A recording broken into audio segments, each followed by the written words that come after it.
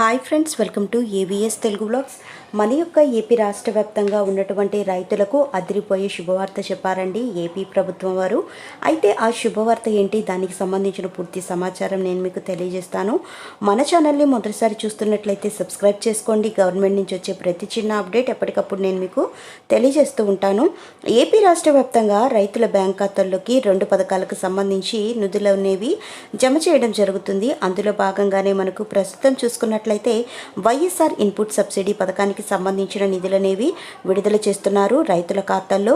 అంటే మనం చూసుకున్నట్లయితే డిసెంబర్ నెలలో మిచాంగ్ తుఫాన్ కారణంగా పంట నష్టపోయినటువంటి రైతులకు వైఎస్ఆర్ ఇన్పుట్ సబ్సిడీ పథకానికి సంబంధించిన డబ్బులు విడుదల చేస్తున్నారు. మనకు ఇన్పుట్ సబ్సిడీ డబ్బులు ఎన్నికల కోడ్ కంటే ముందే విడుదల చేశారు.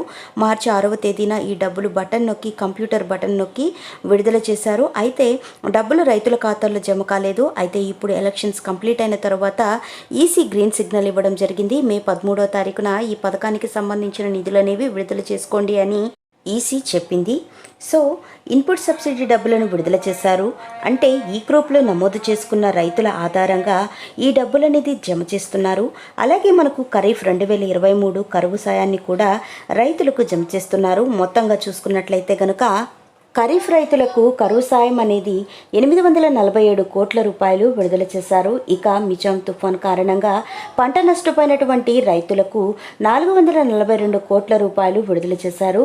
ఈ 2 పథకాల ద్వారా మనకు 1289 కోట్ల రూపాయలు విడుదల చేయడం జరిగింది.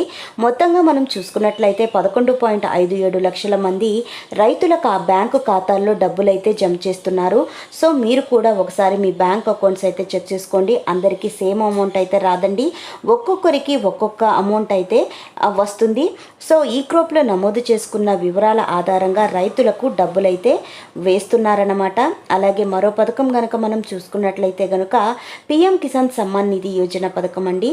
ఈ పిఎం కిసాన్ సమ్మాన్ నిధి పథకానికి సంబంధించి అంటే వైఎస్ఆర్ రైతు భరోసా పిఎం కిసాన్లో భాగంగా అంటే మనకు 16 విడత డబ్బులను కూడా విడుదల చేశారు కదా. సో ఒక్కొక్క రైతుకు కూడా జమ చేయడం జరిగింది. అయితే పిఎం కిసాన్ 17వ విడత డబ్బులు కూడా జమ చేశారు.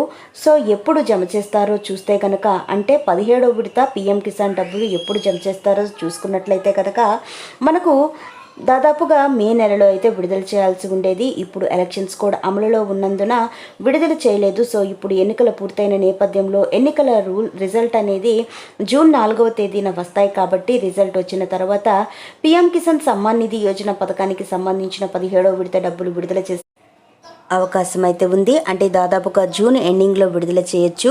సో చూసారు కా ఫ్రెండ్స్, ఇదండి మనకు వచ్చినటువంటి లేటెస్ట్ అప్డేట్. మరిన్ని వివరాల కోసం, మరిన్ని అప్డేట్స్ కోసం మన ఏవిఎస్ తెలుగు వ్లాగ్ ఛానల్ని సబ్స్క్రైబ్ చేసుకుని లైక్ చేయడం మర్చిపోకండి.